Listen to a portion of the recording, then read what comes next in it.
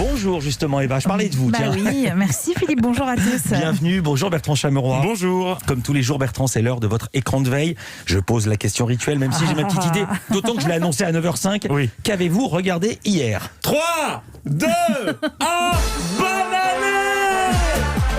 Et la santé surtout, hein. Et 2020, c'est 20 sur 20, hein. Ah, qu'est-ce qu'on a pu dire comme connerie le 31 avec deux verres dans le nez. C'est vrai, 2020 c'est 20 sur 20, nul. Hier, j'ai évidemment suivi l'interview d'Emmanuel Macron.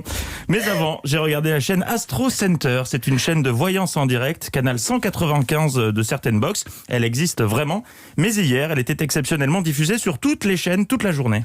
Le chef de l'État devrait annoncer ce soir de nouvelles mesures. Les hypothèses, les pistes, on les connaît évidemment. Le président de la République devrait, selon toute vraisemblance, annoncer la mise en place d'un couvre-feu. L'état d'urgence sanitaire qui pourrait revenir. Une étape avant le reconfinement, j'espère me tromper. Super les gars, merci pour les spoilers. Zéro suspense. Ah, j'aimerais pas me faire un ciné avec une chaîne info. Hein. Vous imaginez aller voir 6ème Sens avec BFM ou CNews? En fait, tu vas voir, Bruce Willis, il est mort depuis le début. C'est pour ça que le gosse le voit. Mais le film a pas commencé, t'es lourd. Une interview présidentielle prévue à 19h55. Mais comme d'hab, les chaînes info ont déclenché les hostilités très tôt pour s'adonner à leur sport préféré, le comblage. Parmi les techniques pour meubler, il y a la classique, dire des phrases conçues avec des mots. Je crois que le plus important dans l'intervention présidentielle, ça va être la parole du président. Et ce qu'il faut retenir de cette phrase, c'est ce qu'on doit retenir de cette phrase. Mais la meilleure technique pour gagner du temps, c'est génial, vraiment, ma technique préférée pour gagner du temps, c'est celle d'Arlette Chabot.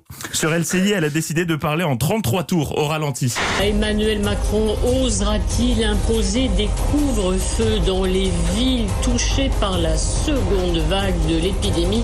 Le génie l'a sauté. On n'a rien truqué à part la fin, c'était le son, la vitesse normale. Mais c'est malin, hein, puisqu'en parlant très lentement, on arrive plus vite à 20h et donc aux annonces d'Emmanuel Macron, plus de fêtes, enfin de parties, plus de restos après 21h, bref, une vie de retraité, quoi. Mais des retraités qui bossent, c'est un concept. Car on peut maintenir une vie sociale, mais au travail, et on peut continuer à recevoir des amis, mais 6 maximum.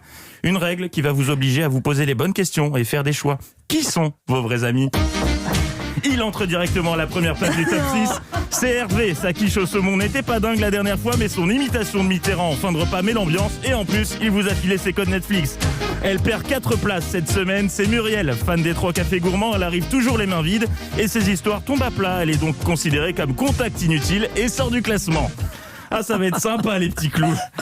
Allez, avant de filer, petit conseil aux animateurs télé qui nous écoutent. Si d'aventure, Philippe Vandel vous interroge sur la tôle d'audience de votre dernière émission, réutilisez la formule du président sur Stop Covid et ses 493 alertes. Alors, je ne prendrai pas ce chiffre pour dire que c'est un échec.